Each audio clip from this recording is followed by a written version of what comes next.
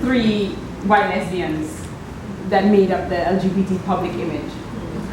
So when I just came to New York and I came out as a lesbian, they were like, oh shit, we need like some like, you know, brown people who, you know, are gay too. So I got kind of caught up in that that time. And so like every time they needed like a brown lesbian, they'd be like, come be on the things so that they won't cuss us that like there's been no like brown lesbians. So I became kind of well known, and then I did a Broadway show, and then, you know, so I was kind of like in the space where I was getting a little bit of attention for being like, you know, lesbian and being black and all of that. So I was kind of sexy at the time, and I was getting mad ass.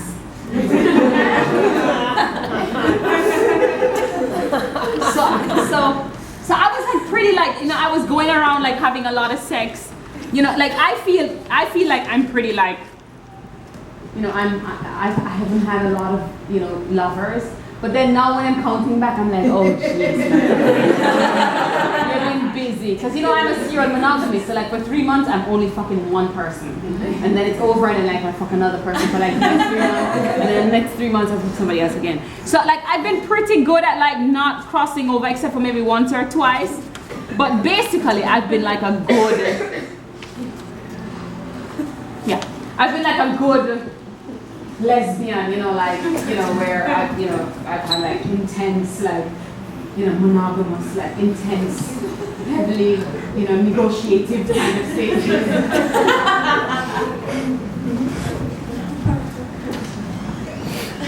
So I was like a happy lesbian, you know what I mean? I was like, you know, getting asked from Atlanta, DC, like, now and then, you know, a little thing from Toronto would happen, you know, like just like really wonderful 20s, like just out there and like sexy and like knowing myself and feeling good about myself. That was my glory decade.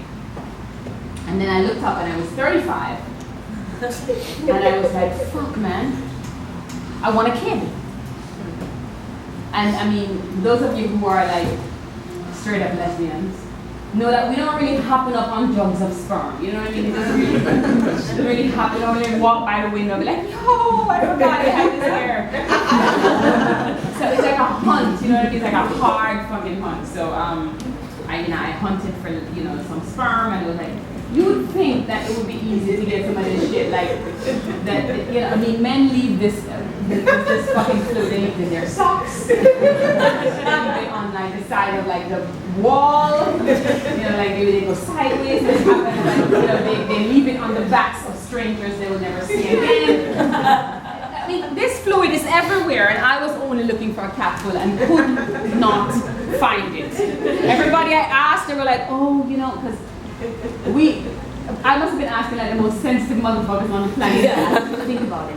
I'm not sure how I feel about it, blah, blah, blah. I'm like, Jesus Christ, just jack off like once and just give it a condom. You know what I mean? Like, what? Like, Jesus, you know? Nobody, everybody's like getting all intense and like personal about the fucking sperm. Couldn't get sperm for the life of me. Finally figured it out, got some sperm, and got preggers. And I'm on bed rest. I had like a big fucking scare. Like I came up here to visit y'all motherfuckers and woke up with like blood all over the bed. And just terrible, horrible pregnancy. So this is just before the birth time. This one's called Motherfucking Miracles. Hashtag Motherfucking Miracles. 11 days before my due date, I'm as graceful as a duck, as big as a cow. It is 10 a.m. when I walk in for my regular weekly sonogram. I relax back into the special OBGYN chair, stick my feet into the familiar stirrups and exhale. The technician runs the wand over my bursting belly. She takes one look at the screen and says, Miss Chen, your amniotic fluid is too low. We're going to have to induce right now. Much like death, the process of birth makes no allowance for individual readiness. So without my overnight bag, without my doula, without the ugly nightgown my friends had chosen for me to labor in, I am whisked out of the doctor's office, down the hall and onto the labor and delivery ward. And this is how on the afternoon of January 5th, 2012, I found myself thousands of miles from where I grew up, propped up on the most uncomfortable hospital bed, breathing steadily through mild contractions, and watching the YouTube video of Jamaica's first female Prime Minister, Portia Simpson Miller, being sworn in. 2 miracles are actually happening. 1, the child inside my uterus who had threatened miscarriage 26 times is finally on her way. And 2, Jamaica's most powerfully elected official is on television taking a human rights stance in support of its LGBT community. As is the custom of our time, I send a text to my friends and I update my Facebook status. I'm going into labor and Jamaica's Prime Minister Portia Simpson is speaking out for gay rights. Hashtag talk about motherfucking miracles. I grip the metal rails of the bed and try not to focus on how the Prime Minister's words make me regret leaving Jamaica. In no time, Patricia arrives, magical doula bag in hand. So does Nkrumah, my BFF. Maziki brings the suitcase and the iPod loaded up with Indigo Girls, Sarah McLachlan, and Tracy Chapman. You sure you want to do this without drugs, my friend Nkrumah asks? Nkrumah, I say. This promises to be the most life-altering event I will ever experience. I want to be completely present for it. I want to remember every single detail of it. The first big contraction rips through me from bowel to ribcage, and I'm immediately aware that I completely underestimated this whole thing. The second one comes, and I double over, muttering an inappropriate line from an Eminem song. This homophobic white boy's obscene lyric instantly becomes a mantra as I chant through the contractions. I set my iPod on an Eminem loop, and I raise both my fingers to the gods of childhood. I'm beginning to appreciate the miracle it is that women continue to do this shit generation after generation after fucking generation. My own grandmother did it 8 times. I know I will never do this shit again. I can neither sit nor stand nor lie nor cry out to escape this pain. All I can do is breathe and repeat the mantra over and over again. The nurse comes in and tells Patricia and Nkrumah, can you please get her to lower her voice and stop saying the F word so many times? You tell her yourself, my friend. The nurse takes one look at me standing on top of the bed screaming, fuck this shit! And immediately leaves the room. I'm being split open from the pit of my groin to the center of my back. I wish my belly would just tear itself open and release the captive to stop this infernal battering of the insides. I'm now 10 hours in. It's January 6th. I'm only 5 of the 10 centimeters I need to be dilated in order to deliver this fucking baby. Nkrumah is blowing on my toes. What the fuck are you doing? I ask him. He quietly moves to the other side to rub my shoulders. What the fuck are you doing? I ask him. Why did you stop blowing on my fucking toes? In an attempt to distract me, Nkrumah asks, what do you think of the Prime Minister's statement, eh? I wait through the contraction. Well, her position directly contradicts that of the predecessor. Oh, it's almost as if she's like responding to him in a debate, right? Hear what she say again? He presses replay on the iPhone. Our administration believes in protecting human rights of all Jamaicans. No one should be discriminated against because of sexual orientation. The government should provide protection. Yeah, man. Yes, she's pushing the movement forward. Look like things are really changing now. Ooh. And if Jamaica can give birth to a fucking government-sanctioned gay rights movement, I can certainly push out this fucking baby. 17 hours in and I'm only 6 centimeters dilated. My doctor suggests the epidural. I heartily fucking agree. 5 hours later, 22 hours after the first contraction, 100 nurses and doctors rush into my room, all carrying tubes and needles and worried expressions. The labor isn't progressing, they say. The baby's heartbeat is spiking. It's time to do a C-section. I no longer care how this happens. More than I've ever wanted anything in my life, I want a safe landing for my kid. I'm spitting and retching when they wheel me into the operating room, vomiting so violently they have to give me medication to make it stop. They erect the curtain that would prevent me from watching them slice my abdomen from hip to hip. I feel my body relax. It's really the oddest sensation to be awake, to feel them manipulate your flesh, separate your muscles, tearing wide open, to quickly pull her body up and out of yours.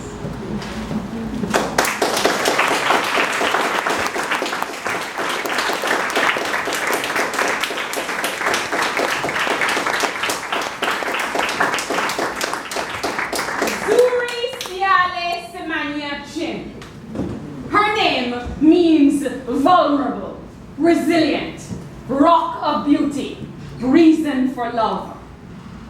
I wanted my child's name to carry echoes of a prayer. A prayer to the warrior woman who came ahead of her, ahead of me, the Madonnas, the whores, the mad women in attics, the virgins who were never really virgins except when they needed to be smart women. Make your own list of saints, my daughter, fondle it often, this rosary of Amazonian nomenclature. My body has already forgot the times you threatened to fall clots of bread from my inadequate uterus. Me, praying to a God I'm not quite sure I ever believed in, making promises I knew I could not keep, if only you could be safe. My own mother left me so early, left me inside a closed circle of unforgiving women who never expected me to ripen well. They used to always say the apple never falls far. Watch that tree, it will come to new fruit. Look at you now. But look at you now, daughter. Shiny, red, apple, tomato baby. It is my intention to be so different with you. I can hardly wait to hear your voice. I expect us to rumble, to wrestle, to create generational bruises that will have to be survived. Please forgive me, my daughter, for the sins I know will stain your childhood, send you to some stranger's expensive couch to thrash out how your mother never loved you or how she loved you too much. I hope you'll be able to breathe through it. Not unlike the way I breathed through your coming. Oxygen mask over mouth. I mumbled the list of saints I kept ready. Audrey Lorde, I said, oh, Adrian, Rich, Jude, Jordan. I called out loud for Pat Parker, for my grandmother Bernice. Your heart pulsed wild, rapid dance, forcing them to immediately slice me open. And suddenly you were here, wide-eyed and alert. You surveyed the damage and did not blink. I remember thinking, what the fuck do I do now?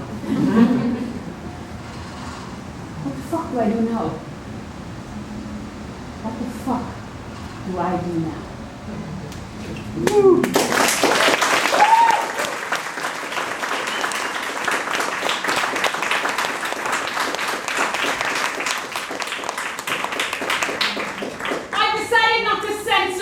Around Zuri. She spends 12, some days 14 hours a week. And I take her everywhere with me. The supermarket, the park, brunch, post office, the bank, everywhere. I cannot cuss all day. Cursing is kind of my way of getting rid of my emotional toxins. I'm gonna be myself. I don't want this motherhood thing to like take all my swagger. I certainly don't want to become one of those fucking dorky parents screaming, fudge, fudge, fudge, fudge, when they stub their toe on some plastic toilet in the middle of the living room floor. So now, this is me on the phone all day long chatting it up. What the fuck did I expect women to do? I mean, we're socialized to have sex when men want it, we're sluts if we walk around with condoms, the fucking anti-abortionists started up in arms over the fucking morning after pill. Fuck. When these women have babies they don't need or didn't want in the first place, nobody wants to help with fucking health insurance or education. Not even fucking milk. Jesus Christ, no matter how you get pregnant, you should be able to get some fucking food, right? Right. I watch Zuri for signs of trauma.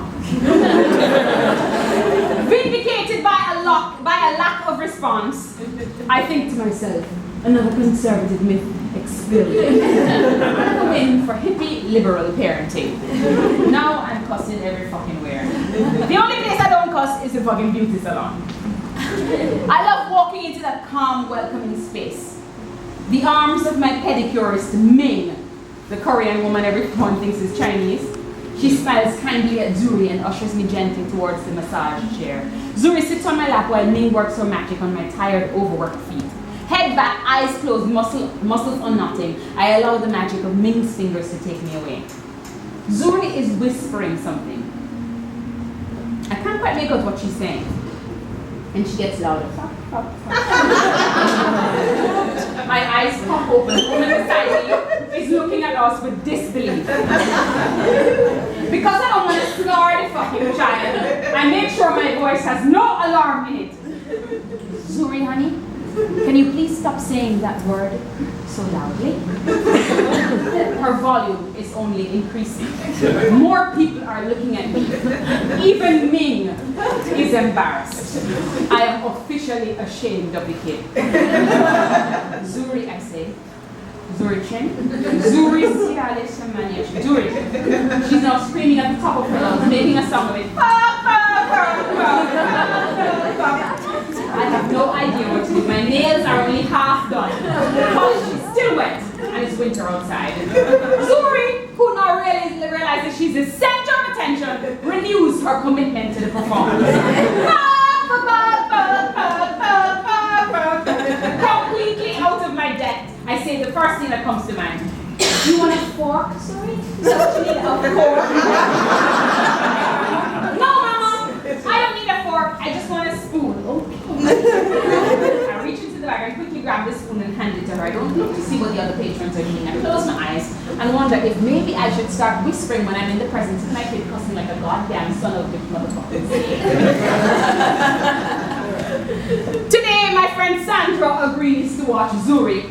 For exactly 1 hour, she reminds me that she is not able to do so for more than an hour, while I was reading at the Brooklyn Public Library.